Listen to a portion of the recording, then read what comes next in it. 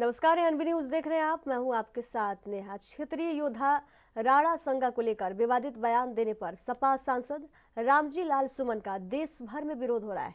शिमला में भी देवभूमि क्षेत्रीय संगठन स्वर्ण समाज ने सचिवालय के बाहर सांसद का पुतला दहन कर अपना विरोध जताया और आगरा में 12 अप्रैल को बड़े आंदोलन की चेतावनी दी। इस दौरान पुलिस और देवभूमि क्षेत्रीय संगठन के कार्यकर्ताओं में हल्की नोकझोंक भी हुई।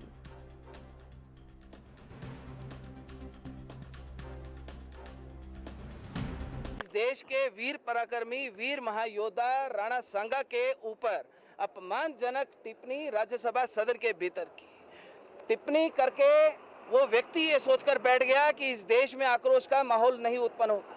पूरे देश ने उसके घर की ओर कूच किया, अपना पजामे का नाड़ा पकड़कर अपना घर छोड़कर भाग गया और कायरतापूर्ण जो इन्होंने इतिहास में कायरतापूर्ण हरकतें की हैं वही इतिहास दोहराते हुए इसने हमारे निहत्थे लड़कों के ऊपर ईंट पत्थर बरसवाने का वहां पर काम किया। ये देश आज जो हमारे चाहे महाराणा प्रताप है, चाहे राणा सांगा है, चाहे बप्पा रावल है, ऐसे वीर योद्धाओं महायोद्धाओं का ये देश ऋणी है। उन्होंने इस देश के लिए, इस सनातन के लिए अपने खून को इस माटी के कण कण में मिला दिया। राणा सांगा के एक आंख ना होने के बावजूद, एक हाथ ना होने के बावजूद, शरीर के ऊपर 80 घाव होने के बावजूद भी वो रणभूमियों में लड़े रहे। जिनका खुद कोई इतिहास नहीं, जिनका खुद कोई भूगोल नहीं, वो इस देश के वीर योद्धाओं के ऊपर उंगली उठाने का काम करते हैं। वो व्यक्ति आज वो जाति का कार्ड खेलने के ऊपर आ गया कि मैं दलित हूं, मैं शोषित हूं, मैं पिछड़ा हूं। उस व्यक्ति को तब याद नहीं आया जब उसने सदन के भीतर राणा सांगा का अपमान किया, जब उसने सदन के भीतर भरी सदन में राणा सांगा के ऊपर अपमानजनक टिप्पणी की। आज जब डर लग गया, जब खुद घर छोड़कर भाग गया, तब ये कहने लग गया कि मैं इस जाति से हूं, मैं उस जाति से हूं। वो समाजवादी पार्टी जिसने अयोध्या के अंदर हमारे कार सेवकों के ऊपर गोलियां चलाई, आज उसी पार्टी के गद्दार हमारे देश के वीर पुरुषों को गद्दार कहने का प्रयास करेंगे सदन के अंदर। ये हिमाचल प्रदेश में हमें कहना चाहते हैं, वो शुक्र है कि इस देवभूमि में नहीं है, इस हिमाचल की भूमि में नहीं है, वरना आज जिस प्रकार से देवभूमि क्षेत्रीय संगठन स्वर्ण मोर्चा उस बाबर की औलाद का यहाँ पर पुतला दहन करेगा, हम उसको जिंदा दहन करते हैं यहाँ पर हिमाचल प्रदेश की सड़कों के ऊपर। ये व्यक्ति इस देश के गद्दार हैं। इन व्यक्तियों के ऊपर देशद्रोह का मुकदमा दर्ज करके इनको इस देश से बाहर निकाल देना चाहिए। ये वो लोग हैं कि जब इस देश का इतिहास, जब इस देश की आज़ादी का इतिहास, जब हम मुगलों से लड़ रहे थे, इस देश के गद्दारों से जब हम लड़ रहे थे, तब ये लोग हैं जो वहां पर अपना नाड़ा पकड़ के भाग गए थे, जिनका खुद कोई इतिहास नहीं, खुद कोई भूगोल नहीं। वो हमारे वीर योद्धाओं के ऊपर। उप मुख्यमंत्री और हरौली के विधायक मुकेश अग्निहोत्री के नेतृत्व में क्षेत्र में एक और बड़ी विकास परियोजना की सौगात मिली है। झलेड़ा घालवाल पुल को 37 करोड़ रुपए की लागत से 4 लेन में बदलने की मंजूरी केंद्रीय सड़क परिवहन और राजमार्ग मंत्रालय से मिल गई। ये पुल 1962 में बने पुराने पुल का स्थान लेगा, जो अब ट्रैफिक कंजेक्शन और बरसात में मरम्मत की समस्याओं का सामना कर रहा था।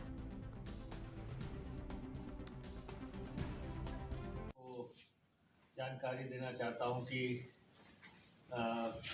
इस ब्रिज के लिए हमने 37 करोड़ रुपया मंजूर करवा लिया है भारत सरकार से, और ministry of transport and highways के साथ हम लगातार एक साल से डायलॉग कर रहे थे और बातचीत कर रहे थे, और अंततः ये हमारा 4 लेन ब्रिज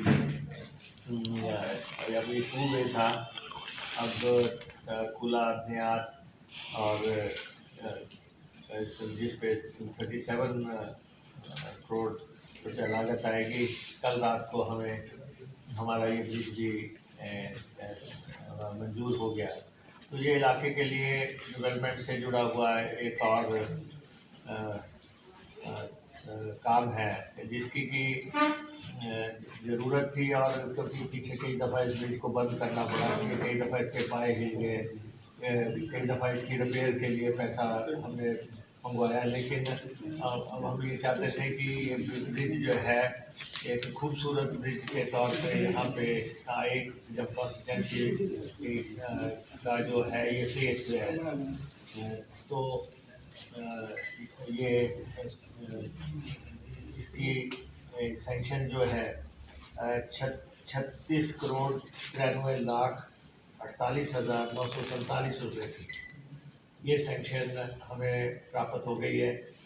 और ये जो ब्रिजेस की कड़ी है हमारी कॉन्स्टिट्यूंसी को जो है मुख्य धारा से जोड़ने के लिए, आपको मालूम है कि पिछले दिनों हमने पंडोगा से त्यूड़ी ब्रिज जो है सैंक्शन किया था, और उसकी सैंक्शन हासिल की थी 52 करोड़ रुपए की लागत से।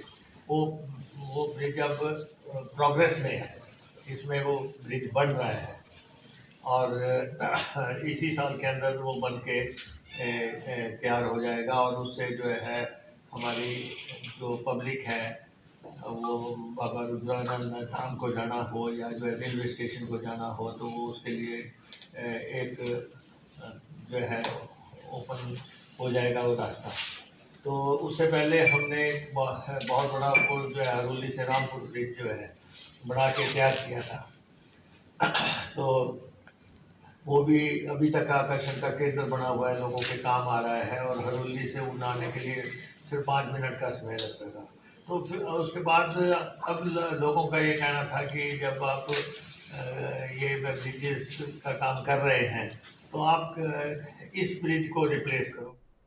हिमाचल प्रदेश सचिवालय में मंगलवार को एचएमपीसी निर्देशक मंडल की 217वीं बैठक हुई। बैठक की अध्यक्षता बागवानी मंत्री जगत सिंह नेगी ने की। बैठक के बाद मंत्री ने बताया कि इस वर्ष एचपीएमसी को अब तक के सबसे ज्यादा 5 करोड़ रुपए का मुनाफा होने की उम्मीद है। उन्होंने ये भी बताया कि एचपीएमसी ने अब तक 2000 टन एप्पल कंसंट्रेट का उत्पादन किया है। साथ ही एचपीएमसी प्रदेश में थर्मल पावर स्टोर बनाने की योजना बना रहा है।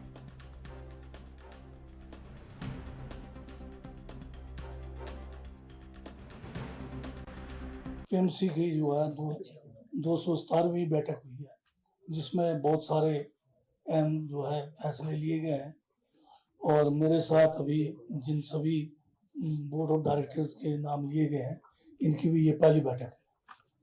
एचपीएमसी आप जानते हैं कि हिमाचल प्रदेश का एक बहुत ही जो है लंबे समय से बागवानों किसानों के लिए कार्यरत हमारा जो ये कॉरपोरेशन है, जिसने अच्छा नाम जो है देश में कमाया भी है। और सबसे बड़ा काम जो है जो MIS के तहत, जो मार्केट इंटरवेंशन स्कीम के तहत कल्ड एप्पल्स और दूसरे फ्रूट्स को जो है प्रोक्योरमेंट का काम जो है लंबे समय से एचपीएमसी के द्वारा किया जा रहा है। परंतु वक्त के साथ एचपीएमसी के साथ और भी बहुत सारे काम जुड़े हैं, जिसमें विशेषकर जो हम कल्ड एप्पल से एप्पल जूस कंसंट्रेट बनाकर जो आगे टेट्रा पैकिंग के द्वारा हम बेच रहे हैं, वो भी जो है पूरे देश के अंदर मशहूर है।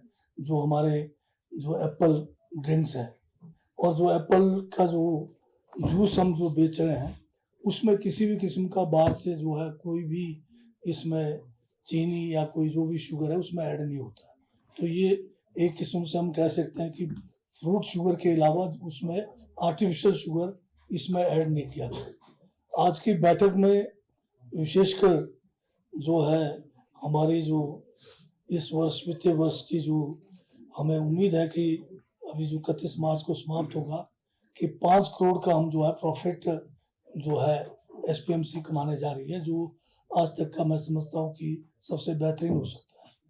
साथ में हमने जो एक एप्पल जूस कंसंट्रेट है उसका प्रोडक्शन भी रिकॉर्ड में बनाया है। करीब 2000 टन के करीब हमारा पराला जो एक नया हमारे यहाँ पर एक संयंत्र स्थापित पिछले साल किया, और जो दूसरे हमारे जो है परमाणु में और जरोल में मिला के 2000 टन से ऊपर जो है एप्पल जूस। हिमाचल हाईकोर्ट में संजौली मस्जिद मामले को लेकर सुनवाई हुई। इस मामले में संजौली मस्जिद के आसपास रहने वाले स्थानीय निवासियों ने नगर निगम शिमला के खिलाफ अवमानना याचिका दायर की थी, जिसे कोर्ट ने निपटारा कर दिया। हाईकोर्ट ने नगर निगम शिमला के 6 हफ्ते के भीतर अनुपालन रिपोर्ट पेश करने का आदेश दिया है। यह आदेश 8 मई तक लागू होगा।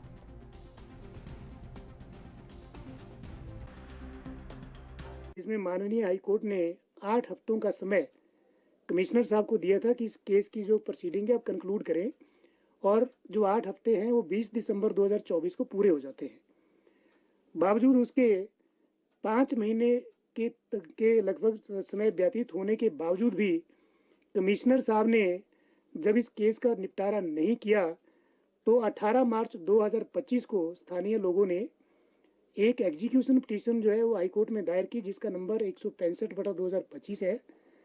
लेकिन जैसे ही हमने इसकी कॉपी म्यूनिसिपल कॉरपोरेशन को सप्लाई की तो उन्होंने 20 मार्च 2025 को एक सीएमपी जो है हाई कोर्ट में फाइल की, जिसका नंबर 5439/2025 है, और उसमें 8 हफ्ते का समय अतिरिक्त समय मांगा कि हम इस केस को कंक्लूड करने के लिए हमें 8 हफ्तों का समय और चाहिए। और इनकी सीएमपी में माननीय हाई कोर्ट ने 28 मार्च 2025 को इनको 8 हफ्तों का समय ना दे करके 6 हफ्तों का समय और दिया है, और साथ में ये भी ऑर्डर किया है कि इसके बाद आपकी कोई भी एप्लीकेशन एक्सटेंशन ऑफ टाइम की एंटरटेन नहीं की जाएगी। और अब जो इनको जो 6 हफ्ते दिए गए हैं वो 6 हफ्ते इनके 8 मई को ख़त्म हो जाते हैं।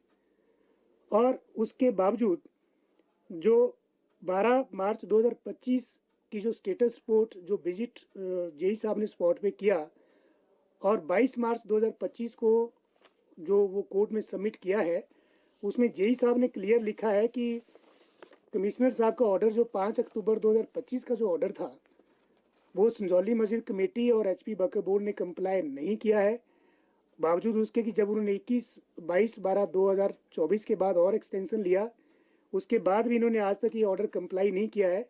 तो कमिश्नर साहब से उन्होंने ये रिक्वेस्ट की थी कि आप एमसी को ऑर्डर करें, हम एमसी वाले इस मस्जिद की जो ऊपर की जो 3 फ्लोर है जो अभी तक डिसमेंटल नहीं हुई और जो एक कंसेंटेड ऑर्डर था, आप इसके बारे में आप हमें ऑर्डर करें, हम इसको तोड़ने के लिए तैयार हैं।